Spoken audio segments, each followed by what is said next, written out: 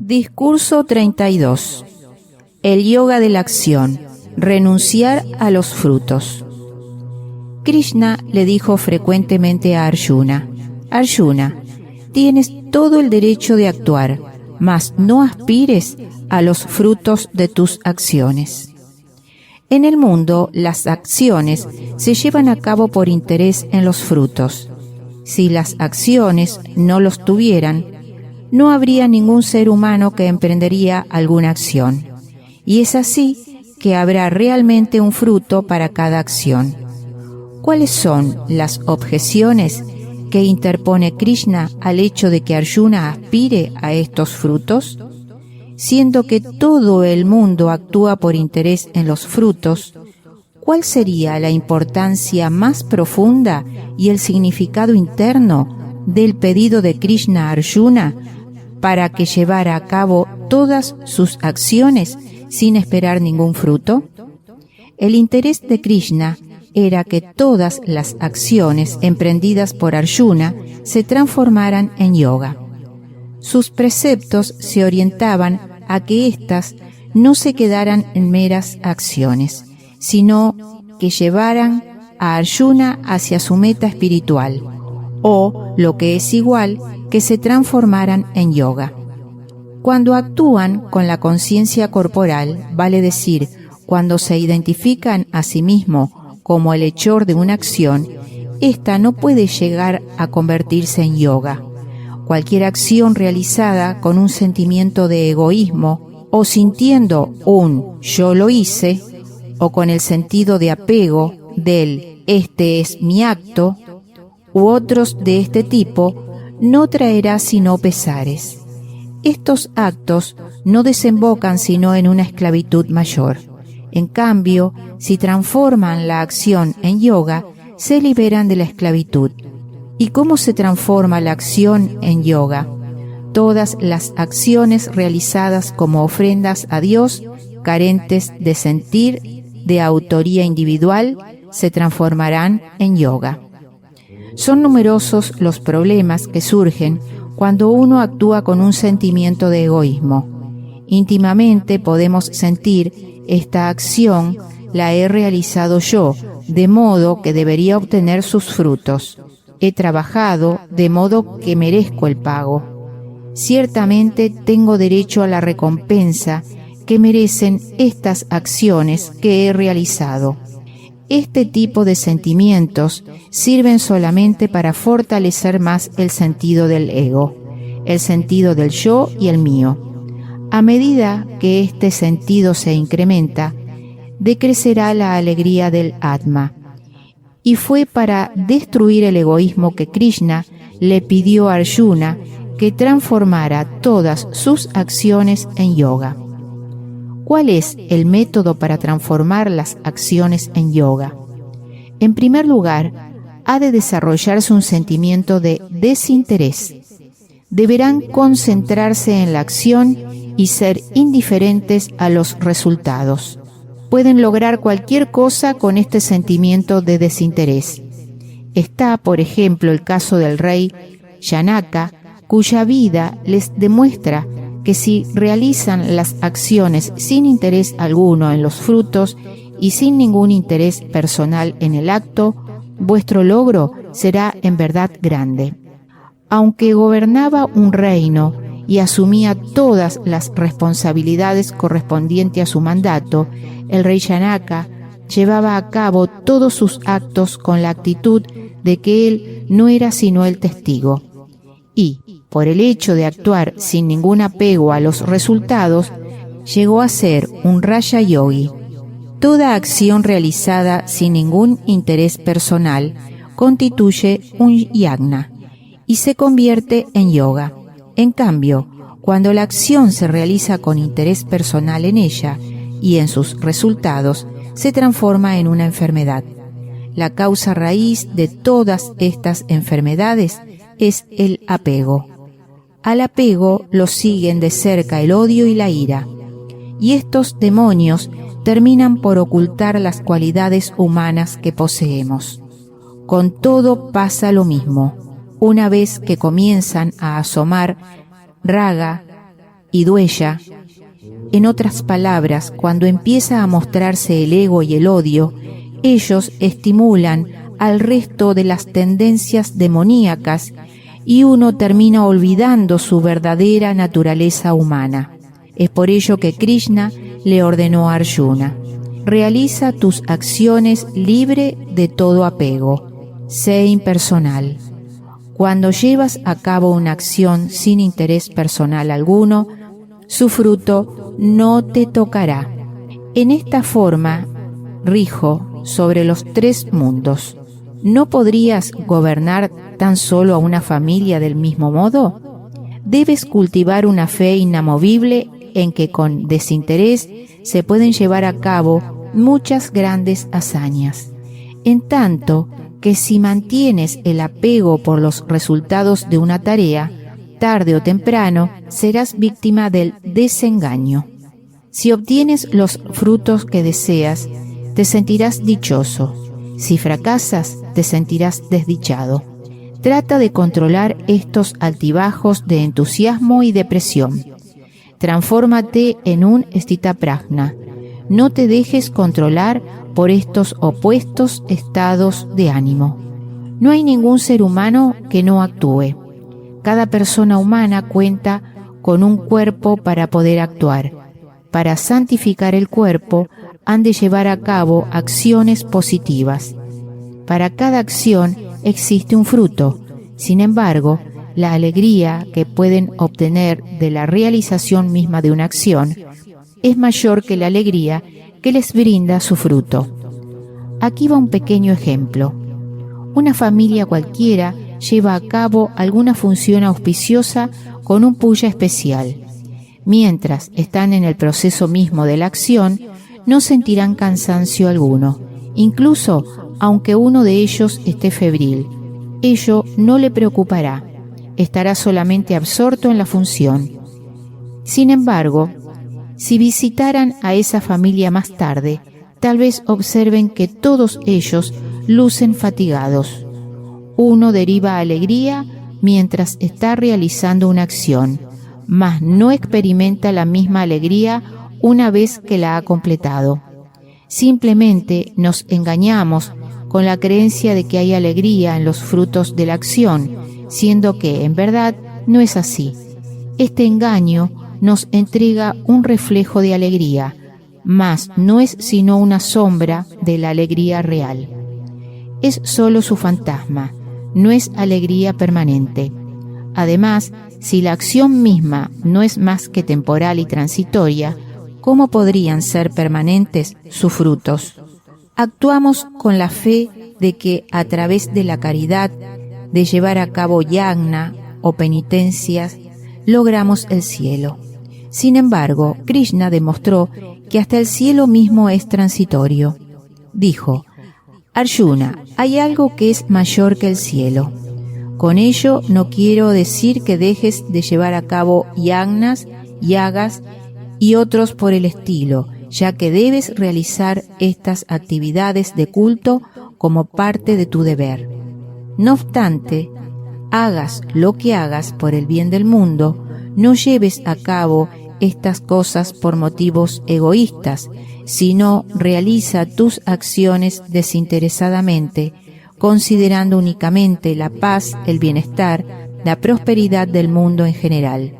No te preocupes por alcanzar el cielo. Apunta tu mira más allá de él. El cielo durará solo en tanto duren los méritos por tus acciones. Una vez que estos méritos se agoten, tendrás que retornar a la tierra. Por eso debes renunciar a tu anhelo por alcanzar un cielo que es temporal, transitorio e impermanente. Cultiva la cercanía y el cariño por Dios. Fúndete en sus pies de loto. Esto es lo verdaderamente importante. El principio de la divinidad es mayor que el cielo. Cuando entiendas los secretos de la acción y la lleves a cabo desde una perspectiva correcta, podrás llegar a lograr la divinidad misma. El Bhagavad Gita no pide que renuncies a todas las actividades mundanas y adopten el sannyasa. Alguna gente tiene la impresión de que el Gita no ha de serle enseñado a los niños, porque los muchachos pueden formarse la idea de que deben renunciar al mundo y retirarse a los bosques. Hay algunos que tienen estas nociones equivocadas. Piensen en el gran número de personas que han estado enseñando el Gita. ¿Han adoptado el sannyasa todas ellas? ¿Han renunciado a todas las cosas del mundo? Y Arjuna, quien escuchó directamente el Gita de los labios de Krishna, ¿se convirtió en un sannyasi? El sentido interno del Gita ha de ser entendido en el contexto de la naturaleza humana, tal como ésta se expresa en el mundo, en las cotidianas actividades de la gente. El más importante de los objetivos del Gita es el de llevar la invaluable sabiduría de antaño hasta el nivel del mundo y el de elevar la vida del mundo a los niveles de la más alta sabiduría. El Bhagavad Gita hace que el Vedanta se haga cotidiano y eleva la vida cotidiana a los niveles del Vedanta. Ello no solo implica el introducir la filosofía y la espiritualidad en la vida diaria, sino también el llevar la vida diaria hacia la filosofía y la espiritualidad. De allí que desemboque en la reconciliación entre la espiritualidad y lo cotidiano. La existencia humana no implica tan solo las actividades cotidianas y seculares, no está en absoluto destinada exclusivamente a ganarse la vida. El Bhagavad Gita enseña la santidad de la vida humana, orienta al hombre hacia su meta última. Le enseña a ganarse la vida en el mundo de modo que ello le permita trascender su condición humana y no seguir atado a nuevos nacimientos humanos. No quedaremos atados por nuestras acciones si éstas se llevan a cabo con desinterés y sin deseo por los frutos. El Bhagavad Gita nos ha enseñado este sadhana para desarrollar el anayakti o desapego a nuestras acciones o trabajo. Lo que realmente sucede al llegar a este anayakti es que nuestras acciones se hacen sagradas. No se levantan objeciones respecto a que la gente realice acciones adecuadas a su posición en la vida, mas deben convertir estas acciones en actos sagrados. Por ejemplo, tenemos un cocinero. Le consideramos un cocinero mientras lleve a cabo su propio karma, que es cocinar. Mas si lleva a cabo sus acciones con la mente fija en las ganancias y el salario, es probable que no ponga mucho interés en su trabajo. Cuando el cocinar se lleva a cabo con un sentido de anayakti, se hace sagrado y puro y también más interesante. En general, cuando el sentido del anayakti empapa las acciones de la gente, éstas se hacen sagradas y puras. Cuando poseemos este sentido de desinterés, todas nuestras acciones llevarán la impronta de la firmeza y progresaremos hacia nuestra meta. Mas, si tenemos un interés personal en el trabajo que realizamos, habrá altibajos, surgirán vacilaciones y muy pronto comenzarán a multiplicarse nuestros deseos. Krishna citaba como ejemplo al rey Janaka en cuanto persona ideal, porque regía su reino con un sentido de anayakti y desapego, y gracias a eso logró la perfección. Hay personas que tienen únicamente la visión externa, otras, en cambio, han desarrollado la visión interna. La visión externa no ve sino el ilusorio mundo exterior. La visión interna transforma la mente y llena el corazón de sentimientos sagrados. Al desarrollar la visión interna, habrá que desarrollar también este anayakti. Aquí hay una historia para ilustrarlo. Hace mucho tiempo, un joven sabio, Suka, llegó en un viaje a las cercanías de Mitilapura. El rey Janaka oyó decir que Suka había llegado a su reino, pero no sabía en dónde se quedaría. Para encontrarle, Janaka envió a varios mensajeros para recabar noticias sobre él. Estos recorrieron por una semana diferentes regiones del reino hasta que finalmente encontraron a Suka, que vivía en una ramada en el bosque, en las cercanías de la ciudad capital de Mitilapura.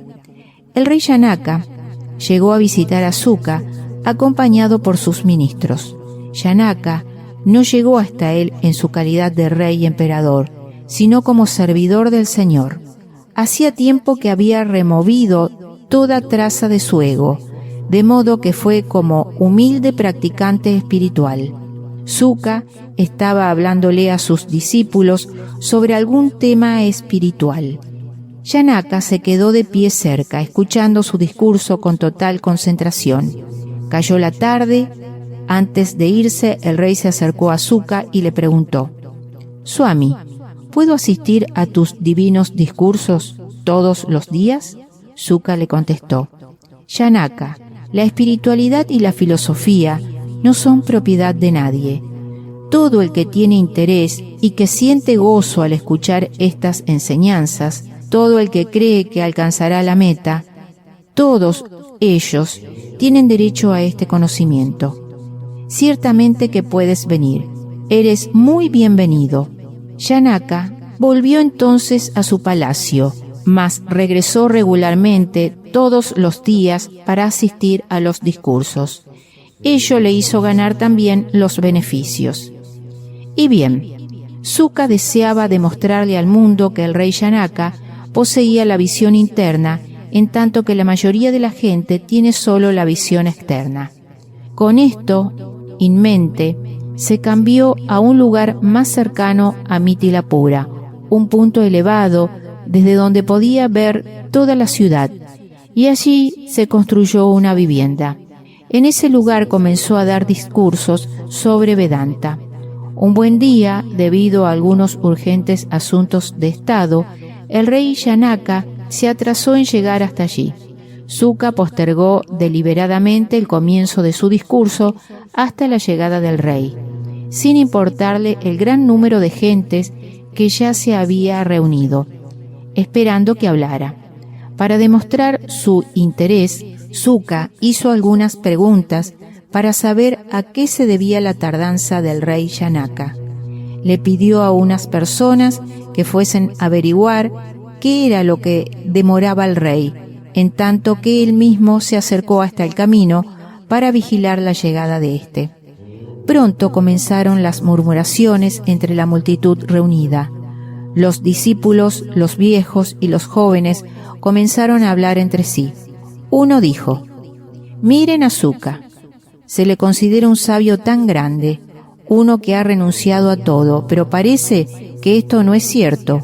Ahí lo vemos esperando al rey, solamente porque Janaka es un emperador. A nosotros no nos presta ninguna atención, ni parece que le importa dictar su discurso». Otra persona dijo: «Observen esta rara conducta de Suka. ¿Por qué se muestra tan parcial por los reyes? ¿Debería un sabio hacer diferencia entre su sentir por los reyes y por los demás?» Suka se había dado muy bien cuenta de todas estas habladurías. De hecho, había sido con la intención de darle una buena lección que mostró este comportamiento. Pasó una media hora. Pasaron 2 horas más. Suka seguía esperando el arribo de Janaka, sin mostrar interés alguna de comenzar su discurso. Entretanto, todos aquellos cuyos corazones estaban algo sucios comenzaron a darle rienda suelta a sus sentimientos de enojo y de envidia. Comenzaron a salir a luz todos esos impuros sentimientos que les eran inherentes, pero que habían estado ocultos en su interior. Eso era justamente lo que Suka quería, porque hacía falta que saliera todo el veneno que guardaban en los corazones, para que pudieran entrar en ellos las enseñanzas del Vedanta. Cuando no hay nada dentro de la cabeza, no resulta difícil llenarla con enseñanzas sagradas. Mas si ya estuviera llena de material impuro, ¿cómo podría absorber algo puro y sagrado? Si no se procede a vaciar la cabeza de todo lo malo, nada bueno puede entrar en ella. Y fue por ello que el sankalpa y deseo de Sukha era que todos estos sentimientos negativos se manifestaran y expresaran. Quería que sus pupilos vaciaran toda la suciedad y la basura que había dentro de sus mentes.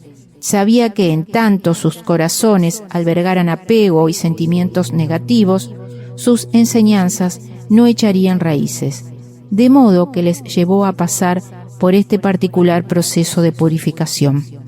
Mientras sucedía todo esto, el rey Janaka se apresuraba para llegar a escuchar el discurso de Sukha.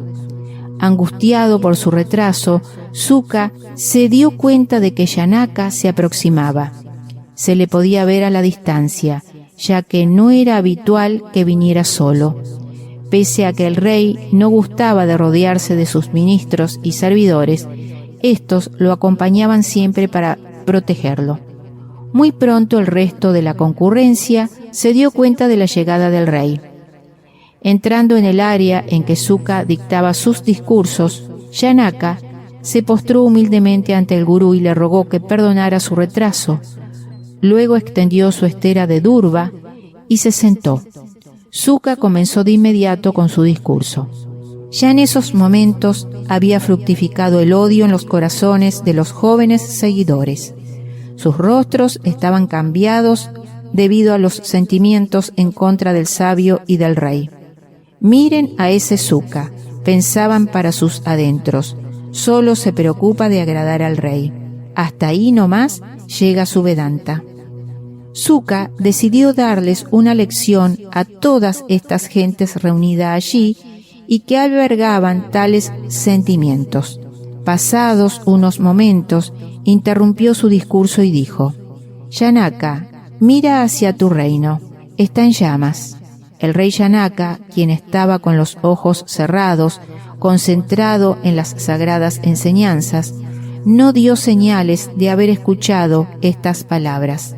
Había ya fijado su mente en el Vedanta, de modo que su concentración se mantuvo en el Vedanta. Las demás gentes vieron las llamas y el humo que se elevaban por sobre la ciudad. Algunos de los discípulos, pensando en sus familias y sus bienes, se levantaron y comenzaron a correr hasta Mitilapura. Todos los apegos que anidaban en sus corazones, escondidos allí, salieron a la superficie y quedaron plenamente expuestos. Algunos instantes después, Sukha le dijo al rey Janaka: Janaka, el fuego se ha extendido hasta tu palacio, mas tampoco ahora el rey le presentó atención a las palabras de Sukha, o se movió de su asiento. Tenía el verdadero sentimiento del Anayati, era completamente desinteresado e indiferente a todo lo mundano. Su interés se centraba únicamente en el Atma y aparte de ello, nada más llamaba su atención. Entre los que habían venido a escuchar el discurso, había un número de famosos pandit y celebrados eruditos, todos con una gran reputación mundana. Sukha deseaba demostrarles que, aun siendo muy doctos, no habían logrado eliminar aún su ayakti, su apego. Cuando estos eruditos vieron las llamas, se atemorizaron, se volvieron hacia el rey Janaka y suplicaron: ¡Oh rey! ¡Oh rey! Mas Janaka había entrado en estado de samadhi y estaba gozando de la dicha del Atma. Lágrimas de alegría rodaban por sus mejillas. No se apartaba ni por un momento de los píos pensamientos en que había fijado su concentración. Sukha observaba el estado de transfiguración del rey Janaka y se sentía contento. Después de algún tiempo, los discípulos que habían corrido de regreso a Mitilapura retornaron con la noticia de que no había habido ningún fuego. Entonces Suka comenzó a explicarles a todos lo que había sucedido. Dijo: «Y bien, hijos, no postergué el comienzo de mi discurso por el hecho de que Janaka fuera el rey y por ello un hombre importante. Lo atrasé porque se trata de una persona muy meritoria, un verdadero Sishya, y yo creo en esperar por una persona así. Debido a que se ha purgado de ego y de orgullo, y a que es realmente humilde y dedicado, tiene la autoridad como para que un discurso se posponga hasta su llegada.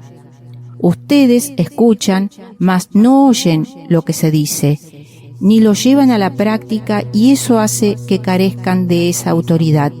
En lugar de enseñarle a cientos de personas que no han llevado a cabo esfuerzo alguno para aplicar estas enseñanzas en sus vidas diarias, puedo enseñarle al menos a una que tiene en verdad el derecho de que se le instruya, porque ha integrado estos sacros preceptos a su propia vida. ¿De qué sirve enseñarle a la gente llena de apegos y egoísmo? Ello viene a ser como lanzar una piedra al agua.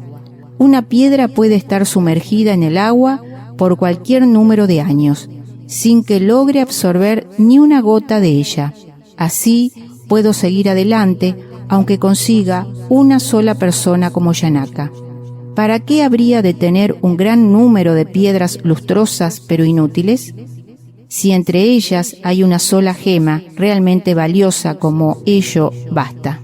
¿Para qué tener 10 acres de tierra estéril si se puede tener un pequeño terreno fértil que entregue cosechas abundantes? Si un rey como Janaka puede llegar a ser santo, puede transformar a todo su reino y convertirlo en un ámbito sagrado, que llegue a ser ejemplo para todo el mundo. La intención de Suka era la de convertir a Janaka en un rey santo, un Raja Yogi, y al mismo tiempo enseñarle una valiosa lección a los engreídos discípulos que se habían reunido en torno de él.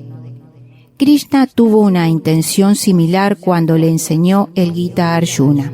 Arjuna también fue una persona sagrada y había calificado gracias a su carácter y a sus altos ideales para recibir las enseñanzas. Arjuna tenía control sobre los sentidos y había ganado para sí una serie de poderes espirituales gracias a las austeridades a que se había sometido. En gran medida, había logrado suprimir sus apegos mundanos. Poseía un intelecto altamente desarrollado y era diestro en muchas artes. Y se había entregado a Krishna lleno de real humildad. Krishna decidió que Arjuna estaba preparado para esta sabiduría y resolvió convertirle en un Sthitāprajñā. Se empeñó en entregarle todas estas sagradas enseñanzas a Arjuna, con el objetivo de que, al corregir a Arjuna, todo el mundo se beneficiaría.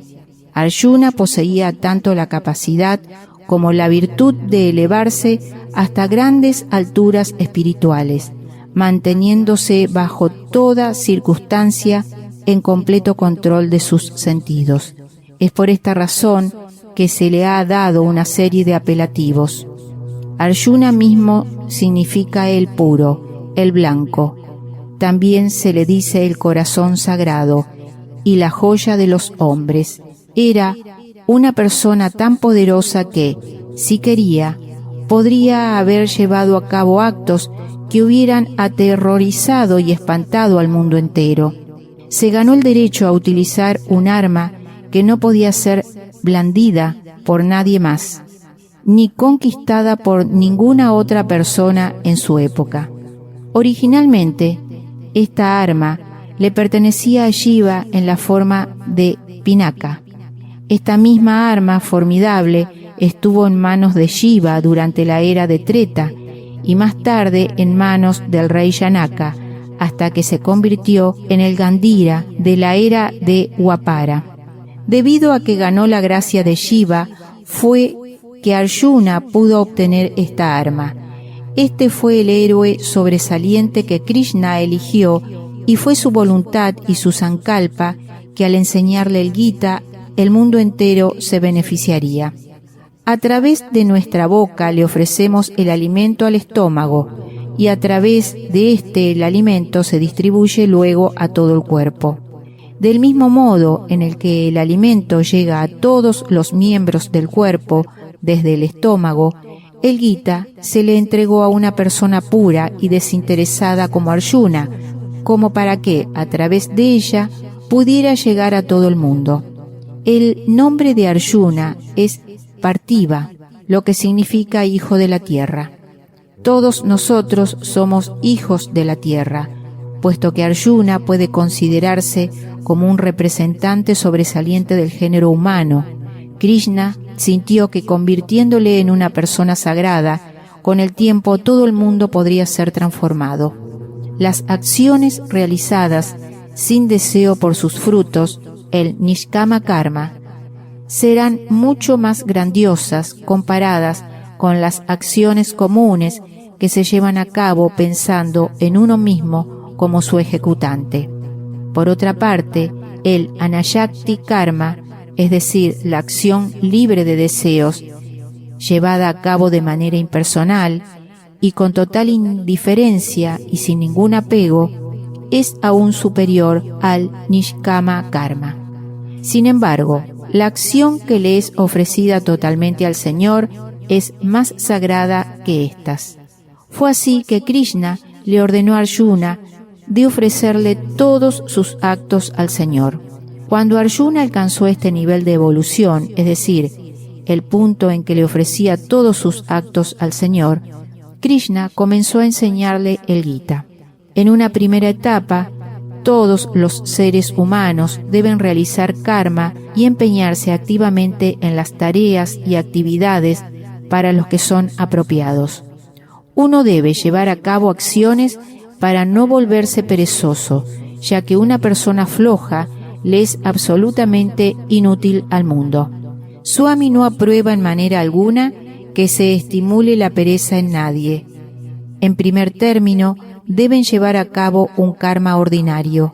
Luego deben seguir hacia el Nishkama Karma. Gradualmente lo convertirán en yoga. Este yoga se transformará finalmente en yagna. Cuando haya llegado a ser yagna, ya habrán renunciado a todo. Esta transformación, el yoga en yagna y del trabajo en culto, es lo que implica el significado del Gita. El Gita ha adoptado tantas formas diferentes para destruir totalmente al egoísmo, al apego, al odio, la egolatría, el sentido de lo mío, etc. Y en el proceso le ha ayudado a muchos tipos distintos de gentes a desarrollar una naturaleza sagrada. El Gita puede compararse a un árbol que cumple nuestros deseos. Todo lo que se desee del Gita, éste lo entrega. Los sentidos y significados que se le den a las diferentes enseñanzas del Gita dependerán de nuestro punto de vista y del nivel de preparación espiritual. No hay nadie que pueda sostener que conoce el significado exacto de un versículo en particular. Nadie tiene la autoridad como para decir que el suyo es el único significado de un versículo en particular. El Gita les entregará todo lo que pidan de él. Sus enseñanzas resultan aplicables a cualquier nivel espiritual del buscador. Es por ello que el Gita podría ser definido como la esencia misma del Vedanta. El Gita constituye un arca de tesoros de oro. El Gita representa una senda florida. El Gita es el punto de apoyo para todos los sadhakas. El Gita les permite nadar y sobrevivir en el océano del samsara.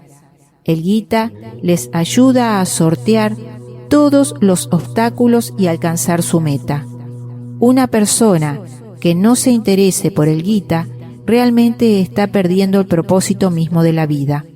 Cualquiera sean los sentimientos de una persona, los sentidos que pueda extraer del Gita serán proporcionales a su nivel de evolución espiritual. Antes de comenzar este discurso, por ejemplo, Balarayu entonó el sloka Ganapati, Sublaham Baladaram Vishnu. Vishnu significa el que lo impregna todo, es omnipresente. Se le describe como teniendo el color de la ceniza y también como teniendo el color de la luna azulado. Evidentemente, el describir a alguien como siendo azulado del color de la luna es prácticamente equivalente a decir que tiene un color ceniciento. También se le ha descrito como poseedor de 4 brazos y de un rostro extremadamente atractivo y sagrado, que jamás muestra sentimientos ni de exaltación ni de decaimiento. Esto responde a los sentimientos de los creyentes y a la forma en que se le rinde culto al Señor Vinayaka. También los no creyentes pueden utilizar los mismos términos, aunque la imagen que estén describiendo con estas palabras sea totalmente diversa. Sublaham Baladaram se refiere también a quien lleva vestimentas blancas. En cualquier situación que lo vean, se darán cuenta que no demuestra definición alguna. Es de color ceniciento y tiene 4 brazos. Evidentemente, cualquiera puede tomar todos estos atributos en conjunto y declarar que describen a un asno. Un asno podrá llevar vestimentas blancas que acarrea para el lavadero. Tiene 4 extremidades y su color es ceniciento. También su cara resulta muy atractiva. No está atado a lugar alguno. Lo encontrarán vagando por los caminos, frente a su corral, cerca de las casas, en cualquier parte. Este es el sentido que los no creyentes le dan a Sublaham Baladaram. Pueden observar entonces que el que se trate de un pollino o de Vishnu depende tan solo de la forma en que se le mire, de si uno es un devoto o un no creyente, o del que uno se interese en las cosas espirituales o éstas le sean indiferentes. De manera similar, el Gita le entrega diferentes significados a diferentes tipos de personas. Sobre la base de los sentimientos de cada cual, cada persona encontrará el sentido apropiado al estado que haya alcanzado en su trayecto por la senda espiritual. Además, este Gita no es un árbol cualquiera, es el árbol que cumple los deseos. Es una vaca sagrada que entrega gratuitamente su leche. Pueden sacar de él todos los sentidos y significados que estén preparados para absorber. Hay agua suficiente en el océano, mas el agua que uno pueda llevarse de él dependerá de la capacidad del recipiente que uno haya traído hasta su orilla para llenarlo. El agua nunca dejará de ser la misma. La diferencia estriba únicamente en la capacidad del recipiente. De manera similar, puede haber diferencias en nuestros sentimientos, mas el Bhagavad Gita seguirá siendo uno solo. Su naturaleza fundamental es la misma para todos. Su sagrado propósito es el de transformar a la humanidad en divinidad. No deberíamos tomar a la ligera un libro tan sagrado. Debemos acercarnos a él con un profundo sentido de devoción y de compromiso. Debemos entonar sus slokas con apreciación y comprensión genuinas. Y deberíamos practicar diariamente al menos 1 o 2 de los preceptos que se nos entregan en él. Solo así lograremos una real plenitud en nuestras vidas. Om Tat Sat.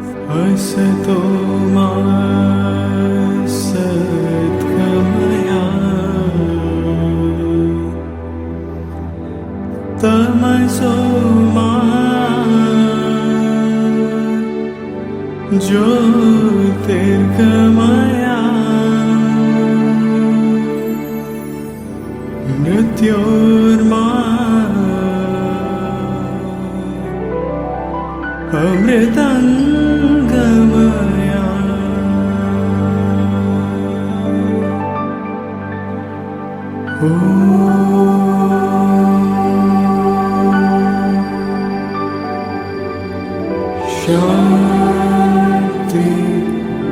Shanti, Shanti.